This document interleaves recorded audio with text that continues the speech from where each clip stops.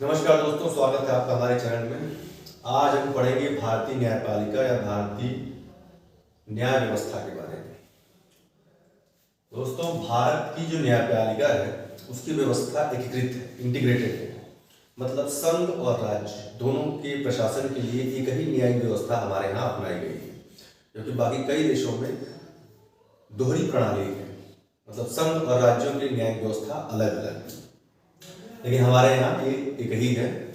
हमारे यहाँ इस व्यवस्था के शीर्ष पर भारत का उच्चतम न्यायालय है, जिसे हम सुप्रीम कोर्ट कहते हैं।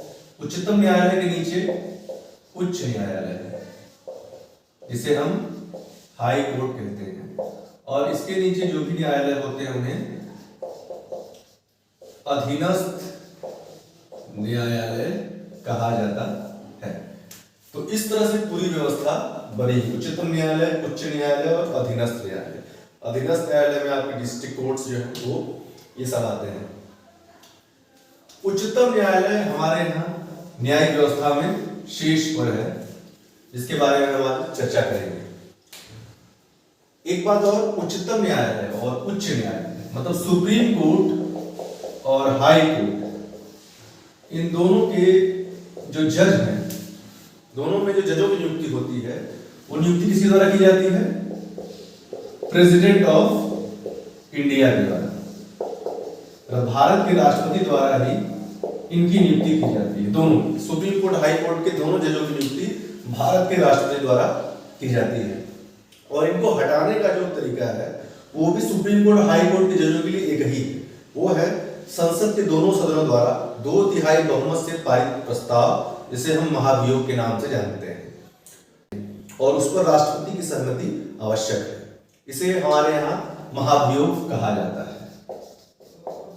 महाभियोग, इसे हमारे यहाँ महाभियोग कहा जाता है। बहुत ही जटिल प्रक्रिया है। तो सुप्रीम कोर्ट और हाई कोर्ट के जजों को हटाना बहुत ही कठिन है, और आज तक कोई भी सुप्रीम कोर्ट का न्यायाधीश जो है वो महाभियोग से हटा नहीं है।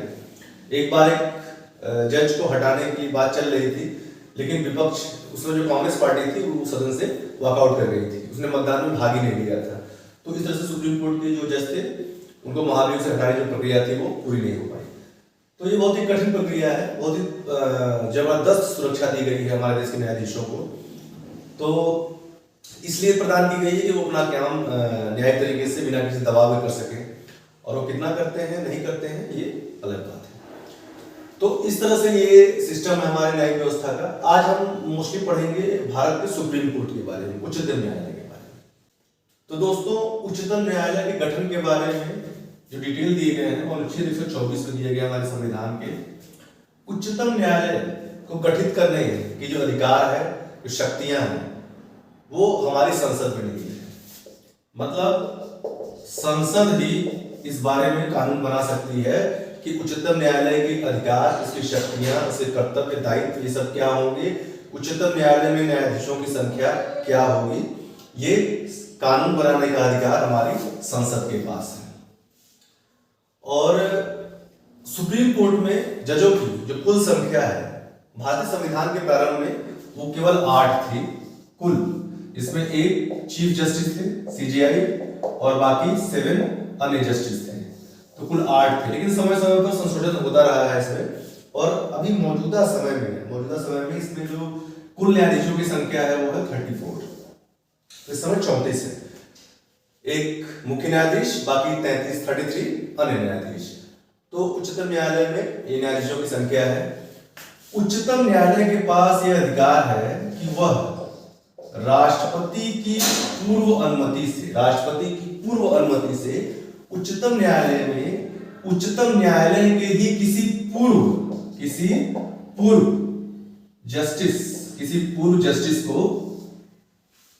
न्यायाधीश को, सुप्रीम कोर्ट के किसी रिटायर्ड न्यायाधीश को, अगर उसको जरूरत पड़ती है उच्चतम न्यायालय को, तो उच्चतम न्यायालय का जो मुख्य न्यायाधीश होगा वो राष्ट्रपति की पूर्व अनुमति से किसी एक रिटायर्ड जज को सुप्रीम कोर्ट के उच्चतम न्यायालय में कुछ देरों के लिए नियुक्ति करने का आग्रह कर सकता है।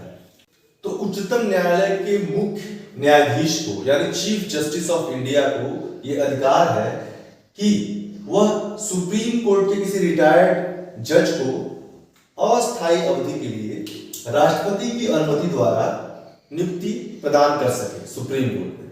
और अगर उच्चतम न्यायालय में गणपूर्ति न्यायाधीशों की गणपूर्ति में कमी है, मतलब कुल न्यायाधीशों की जो संख्या है उसमें कमी है, जो कि रिक्वायरमेंट होती है, तो वो राष्ट्रपति की अनुमति से उच्च न्यायालय किसी हाईकोर्ट के न्यायाधीश को उच्चतम न्यायालय में तदर्थ न्यायाधीश के रूप में नियुक्ति दे सकता है।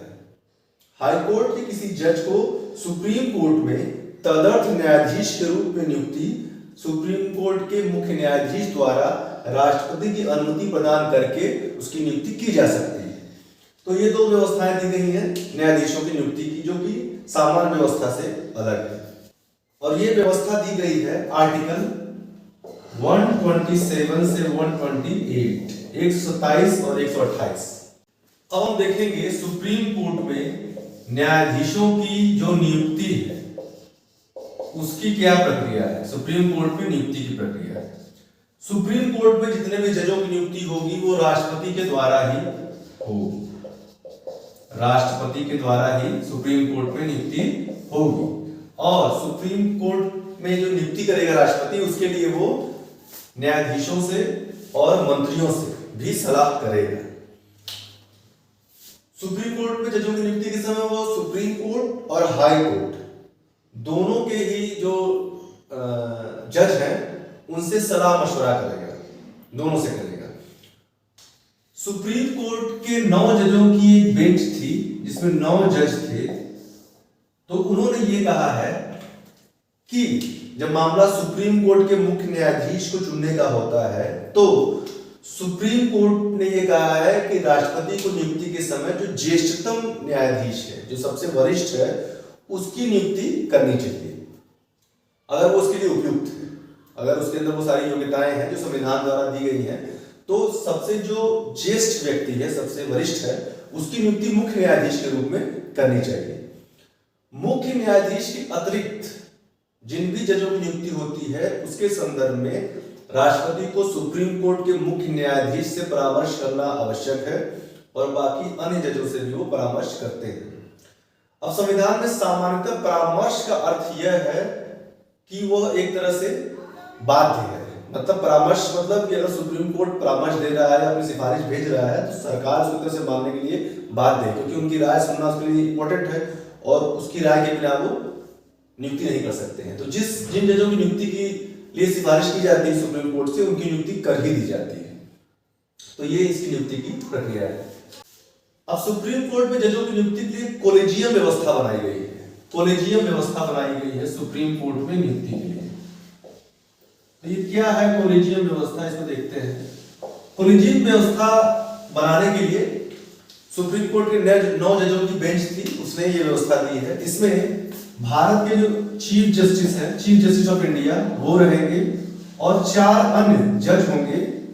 4 अन्य जज होंगे, ये सब सुप्रीम कोर्ट के ही होंगे। तो 4 जज होंगे और एक सुप्रीम कोर्ट के चीफ जस्टिस होंगे। कुल 5 लोगों से ये कोलेजियम बनती है। 5 लोग कोलेजियम में शामिल होते हैं, भारत के मुख्य न्यायाधीश और 4 सुप्रीम कोर्ट के अन्य न्यायाधीश। इसके अलावा जो सुप्रीम कोर्ट के चीफ जस्टिस का उत्तराधिकारी होगा, उत्तराधिकारी मतलब जिसका अगला सुप्रीम कोर्ट का चीफ जस्टिस बनना तय है, जो अगला भारत का चीफ जस्टिस बनेगा, उसकी राय भी ली जानी अनिवार्य है। और अगर ये व्यक्ति इन 4 जजों में शामिल नहीं है तो इसकी राय लिखित रूप में ली जाएगी, मतलब इसकी राय इंपॉर्टेंट है। तो इस तरह से ये कोलेजियम प्रणाली से नियुक्ति की प्रक्रिया हमारे यहाँ अपनाई जाती है। और इसमें जो चीफ जस्टिस ऑफ इंडिया है, इनका परामर्श सबसे महत्वपूर्ण है, सबसे महत्वपूर्ण है। ये कहा जाता है कि इनकी जो राय है, चीफ जस्टिस ऑफ इंडिया का जो भी परामर्श है, उसमें न्यायपालिका की आत्मा प्रतिबिंबित होती है। मतलब यही न्यायपालिका के निर्णय को दिखाता है। तो इनकी राय सबसे महत्वपूर्ण है। इसके अलावा सुप्रीम कोर्ट के जो 4 जज होते हैं इनके अलावा जो अन्य जज हैं जो सुप्रीम कोर्ट में कार्य कर रहे हैं, इस कॉलेजियम के बाहर के जो अन्य जज हैं जो सुप्रीम कोर्ट में कार्य कर रहे हैं, तो वो जज जो उन हाई कोर्टों से यहाँ पे नियुक्त हुए हैं जहां से नए जज की नियुक्ति की जानी है, जहां से इस कॉलेजियम को जो नए जजों की सिफारिश कर रही है, तो जो नए जज हैं जाहिर सी बात है किसी हाई कोर्ट के होंगे। उन हाई कोर्ट के जजों के बारे में अनुशंसा करने के लिए सुप्रीम कोर्ट के उन जजों से परामर्श करना अनिवार्य है जो जज इस समय सुप्रीम कोर्ट में तो है, लेकिन वो आए हैं उन हाई कोर्टों से जहां से नया व्यक्ति आने वाला है। मतलब जिन नए जजों के बारे में विचार कर रहे हैं, जिन नए जजों की नियुक्ति होनी है सुप्रीम कोर्ट में हाई कोर्ट से, उन हाई कोर्टों के जो जज हैं जो ऑलरेडी यहाँ पे इस समय जज हैं, उनकी राय लिखित में प्राप्त किया जाना अनिवार्य है अगर वो इस कॉलेजियम सिस्टम में शामिल नहीं है। ठीक है। अब जब सारे जजों की नियुक्ति के लिए सिफारिश तैयार हो जाएगी सुप्रीम कोर्ट के कॉलेजियम द्वारा, तो ये उसको अपनी संस्तुति देंगे और वो जज जो उन हाई कोर्टों से यहाँ पर नियुक्त हो चुके हैं सुप्रीम कोर्ट में, जहां से नए व्यक्ति आने वाले हैं, उनकी भी संस्तुति के साथ ये पूरा जो प्रस्ताव है वो भारत के चीफ जस्टिस द्वारा भारत सरकार को भेजा जाएगा। भारत सरकार को भेजा जाएगा कि वो इसे अप्रूव करेगा। कॉलेजियम सिफारिश करेगा और सिफारिश को भेजा जाएगा भारत सरकार के पास। मतलब भारत सरकार की परमिशन के बाद ही, अप्रूवल के बाद ही, राष्ट्रपति के अप्रूवल के बाद ही उन जजों की नियुक्ति का रास्ता साफ हो जाता है। इसीलिए कॉलेजियम सिस्टम को लेकर कई बार विवाद चलता है, क्योंकि जिन जजों के नाम पर सुप्रीम कोर्ट की कॉलेजियम सिस्टम अपनी मुहर लगाती है, कई बार सरकार उससे असहमत होती है और अगर एक बार प्रस्ताव दोबारा भेजा जाता है भारत सरकार की तरफ से और दोबारा उन्हीं जजों की नाम की सिफारिश फिर से की जाती है, तो दोबारा भारत सरकार भी उन नामों को मानने के लिए बाध्य होता है। ये वैसी व्यवस्था जैसे हमारे संविधान में, संसद में या विधान सभाओं में दी गई है कि एक बार कोई भी प्रस्ताव अगर राष्ट्रपति के पास भेजा जाता है, साधारण विधेयक, तो राष्ट्रपति एक बार अगर उस पर अनुमति देने से इनकार करता है और उसी को दोबारा पास कर दिया जाता है, तो राष्ट्रपति उस पर अपनी सहमति देने के लिए बाध्य होता है। तो ये भी कुछ ऐसा ही सिस्टम बनाया गया है।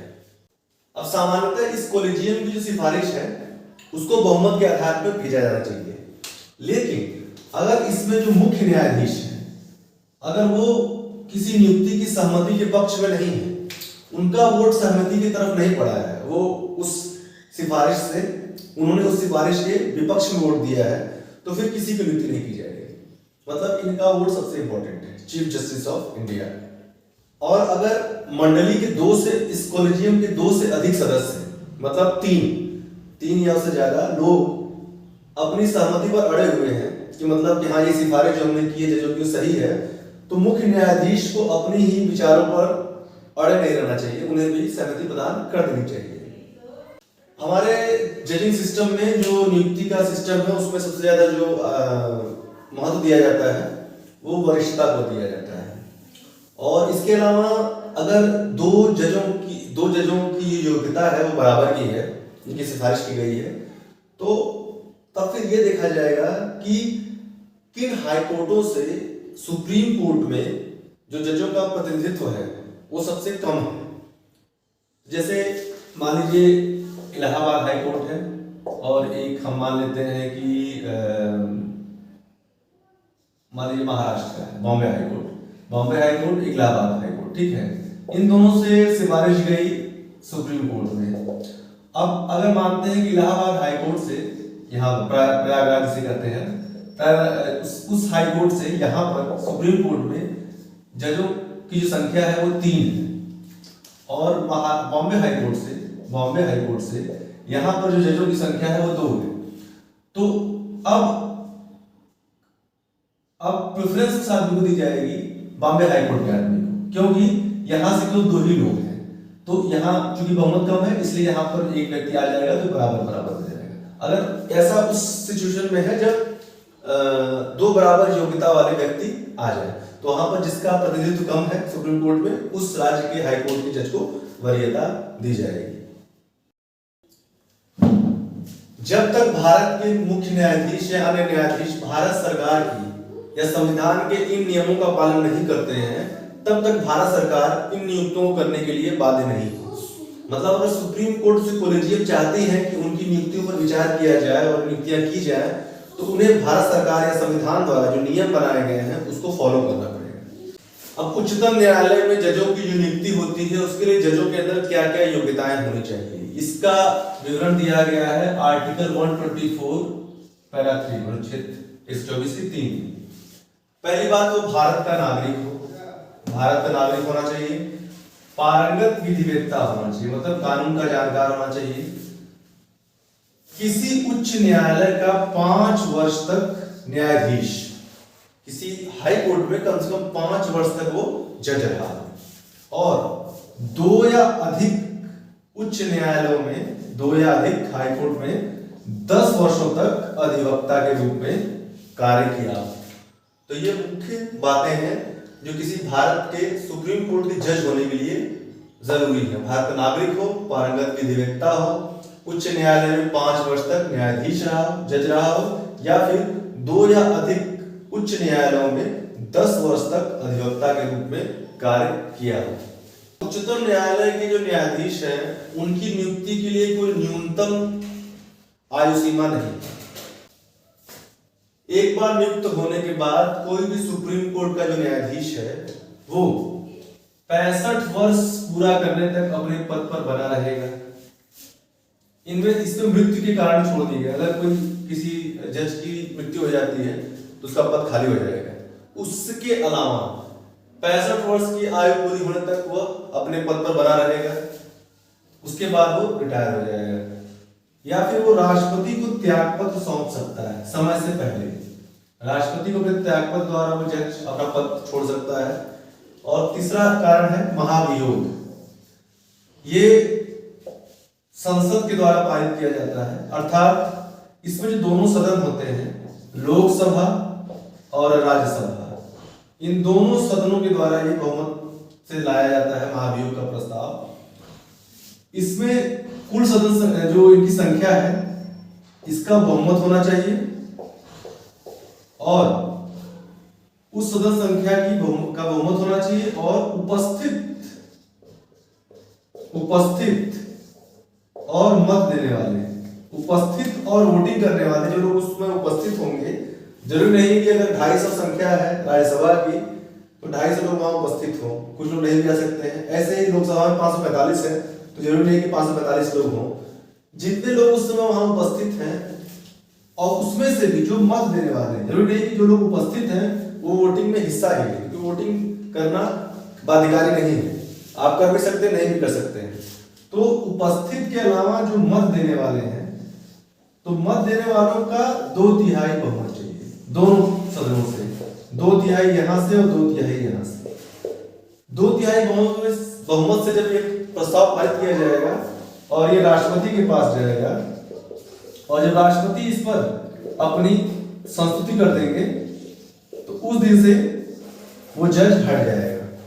तो ये महाभियोग की प्रक्रिया है जिसके द्वारा जज को हटाया जा सकता है। और इस महाभियोग को लाने का जो आधार है, क्यों लाया जाएगा, लाने का भी आधार 2 ही बस बताया गया है। एक साबित असमर्थता।